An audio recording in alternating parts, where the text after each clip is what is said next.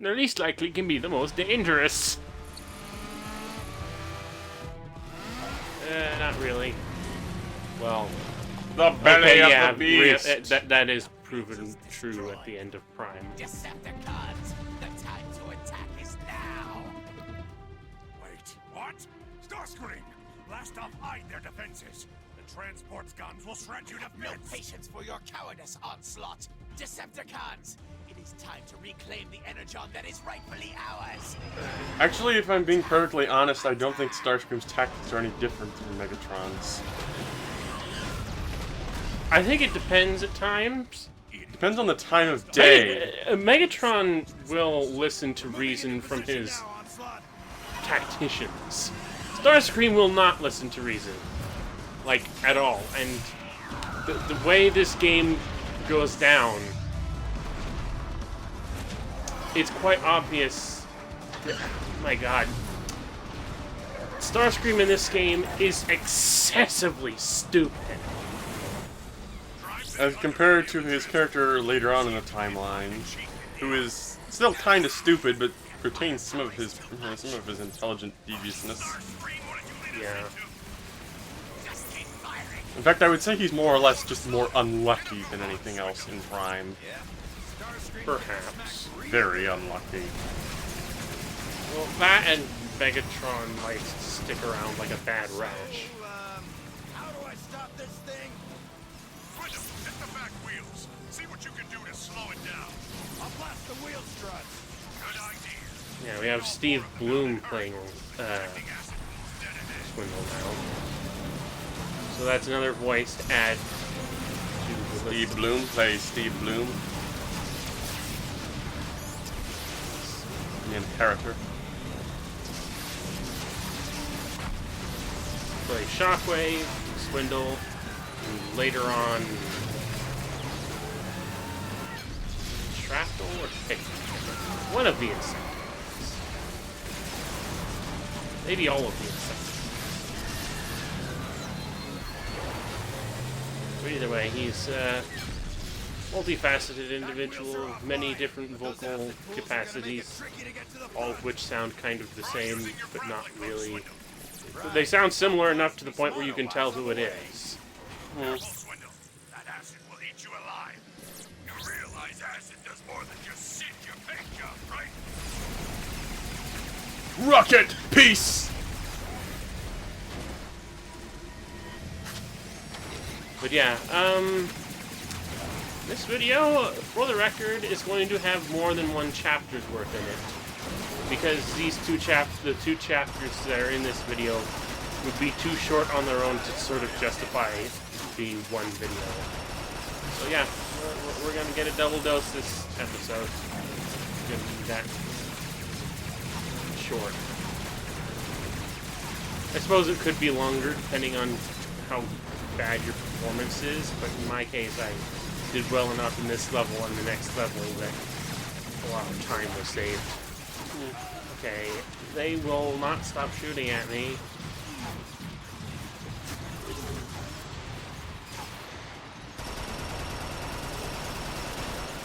I can't seem to hit them for shit.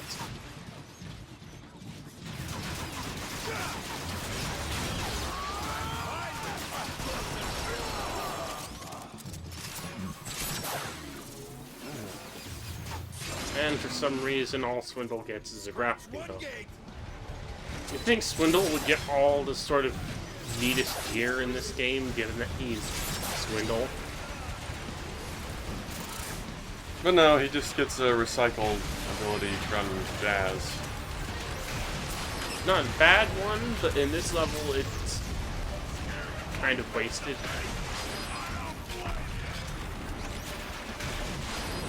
Well, it's not like anyone really does much of anything to focus on Swindle's character. No, not the way his character is. But they don't really focus much on the Combaticons' characters on the whole anyway. It's just like the only reason it's like the most I can say is I really love the Combaticons simply because of the number of episodes they were featured in the original series that kind of showed off their individual personalities a lot better, especially Swindle.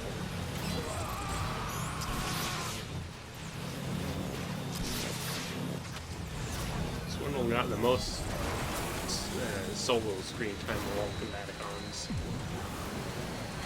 It's just like Vortex is the psychopathic interrogator who's always suspicious of somebody.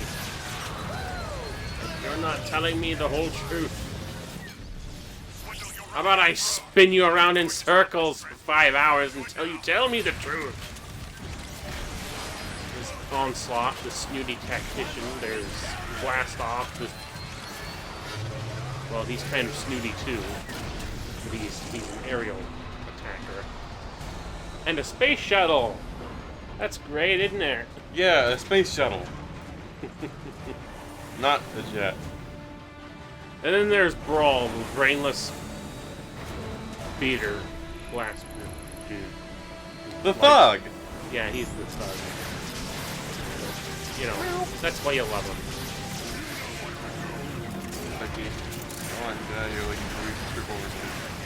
And you know, arguably, some people could say that all the minor teams got some sort of characterization in this series. But, you know, the Combaticons were like the only one I gravitated towards. Like the whole team. Like, I can give maybe Slingshot and Silverbolt some props for being outstanding sort of characters in their own right in the original show. The rest of the aerial bots might as well have been idiots as far as I'm concerned. Silverbolt is amusing because he's afraid of heights. Slingshot. Actually, no, I don't know why I brought up Slingshot.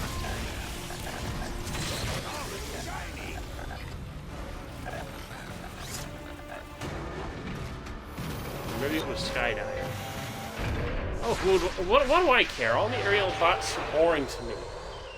And then, like, I do like, and it's helped sort of by more than meets the eye, the character of First Aid. But he also had sort of an episode where he got a lot of focus on the original show. Granted, it was because he didn't want to hurt people and decided to run away because he wanted to be a pacifist, even though that's not really the nature associated with First Aid so much as groove. If you knock something over like this, I'm gonna... Okay. But yeah, that's how short that chapter was. We're already on to the next one. Which... What? Isn't much of a transition looking at it. It's just like we've gone from being on the ground underneath the transport to being on the transport as it's flying around. Which begs the question, why does this thing fly? Why did taking out its ground capability matter? I think that this gets questioned at some point during the level where Onslaught's just like, I don't know, maybe it just takes too much energon to make it fly. And then, like, Swindle tries to counteract that by saying, really? If you actually consider this thing's mass and weight distribution, and then he gets cut off.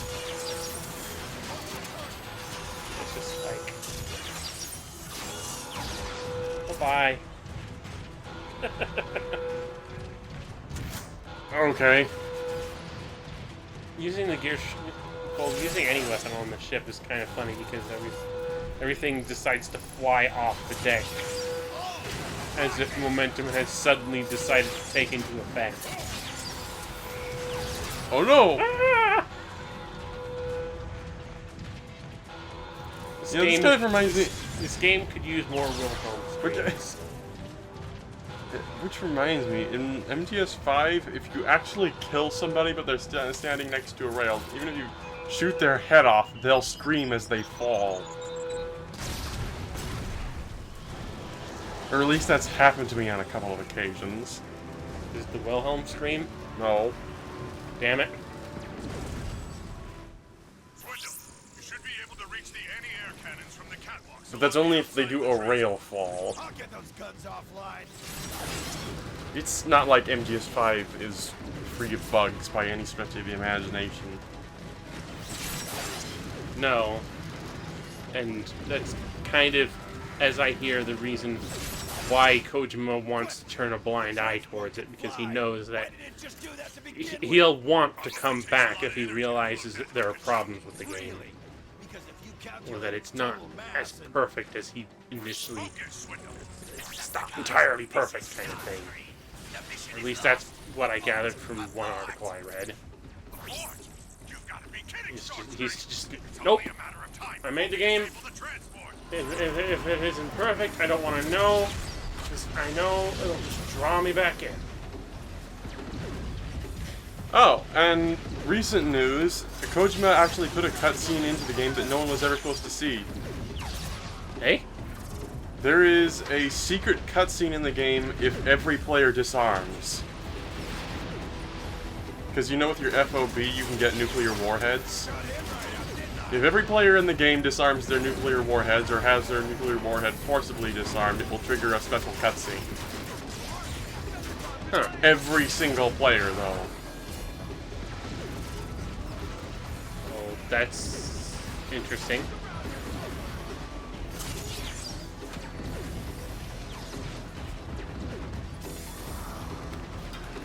I'm guessing that's real difficult to achieve, though. Impossible, probably. Considering there's probably, you know, I don't know, somewhere around 1 million people playing the game, and there's probably a lot of them who develop nukes. Since they just see it as an option. Oh, I can develop a nuke. Yeah. As soon as I figure it out. Maybe if I just blow all the shells. Although, to be honest, not developing a nuke is probably the best thing to do because it attracts people to your FOB.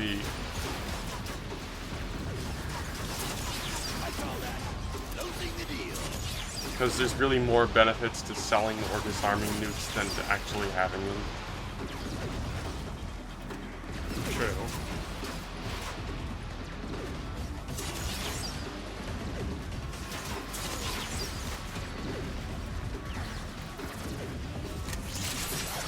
Which is why I haven't developed any.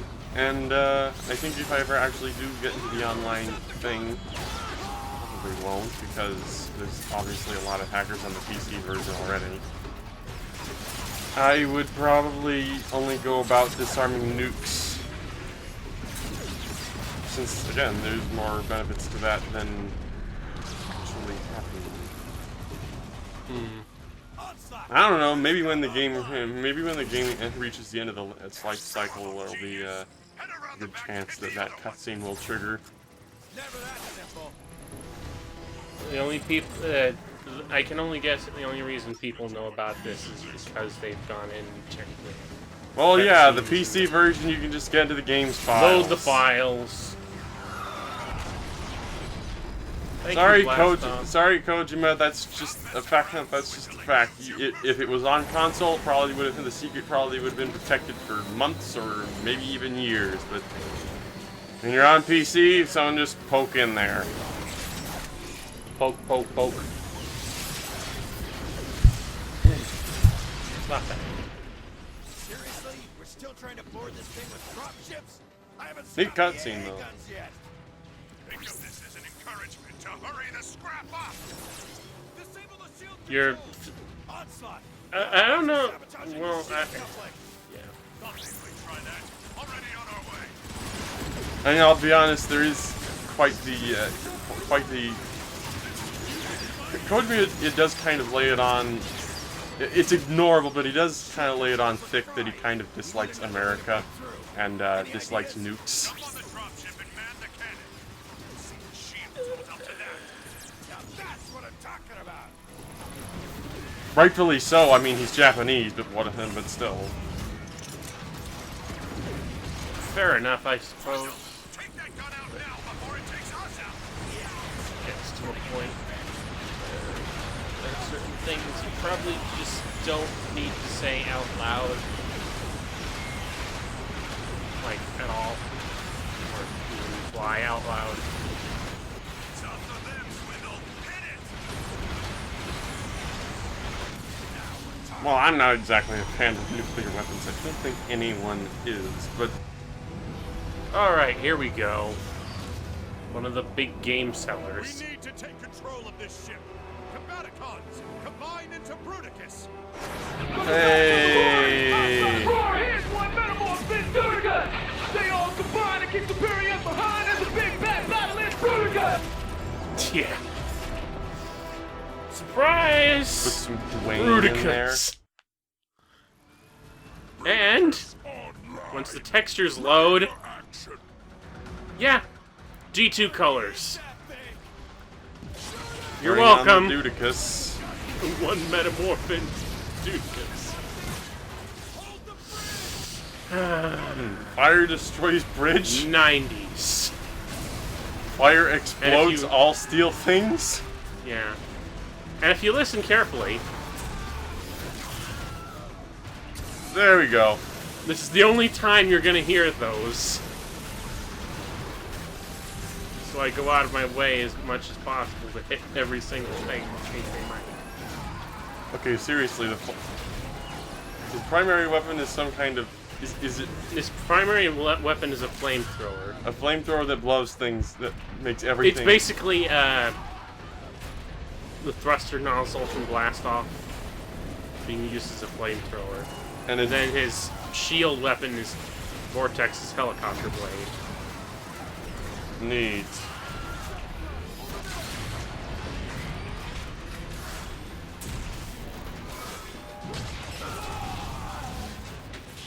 And he has a super shockwave move. I was tempted to get the toy of this just because it was in G2 colors, but the toy itself, I can't be the only one who says he's kind of disappointed with the way it turned out and how many upgrade kits there had to be for it to make it even look remotely good. And usually those were for the retail versions as opposed to the exclusive Generation 1. So, yeah. Not to mention Onslaught was just a complete... Yeah, among those upgrades was just completely replacing Onslaught. Yeah. They didn't make a G2 colorized replacement, though, but... I think they made one for Ruination. Or... There's one of those things that I'm just curious about, is that if we wait, will there be a G2? Oh, I'm sure there will be. They're already doing G2 Superion and the Menasor that never was.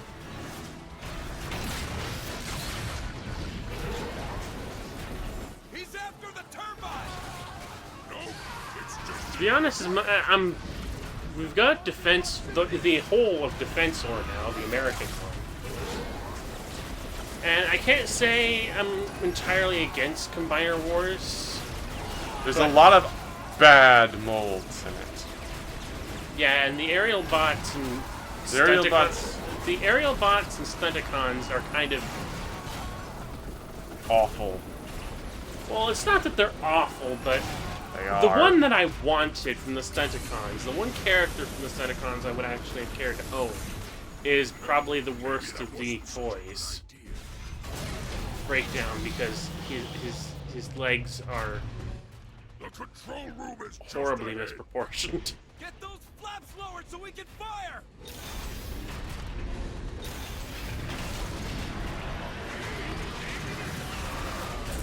I wouldn't mind having the dead end mold as many times as possible, because having Streetwise here, I actually have the whole thing combined sitting in the chair next to us. Streetwise mold is actually the one mold that I think does the absolute best at what it needs to do. Well, So I wouldn't mind having dead end, but you know, I don't one thing care I that will much say about dead is end. that this is like one of the... This is probably the last one that was actually designed. Probably.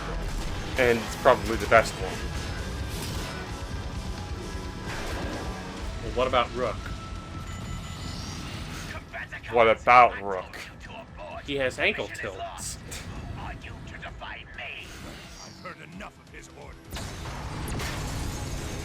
Well, I can say that I am looking forward to the Combiner Wars Bruticus simply because Hold of the flight controls. It's mostly based on these.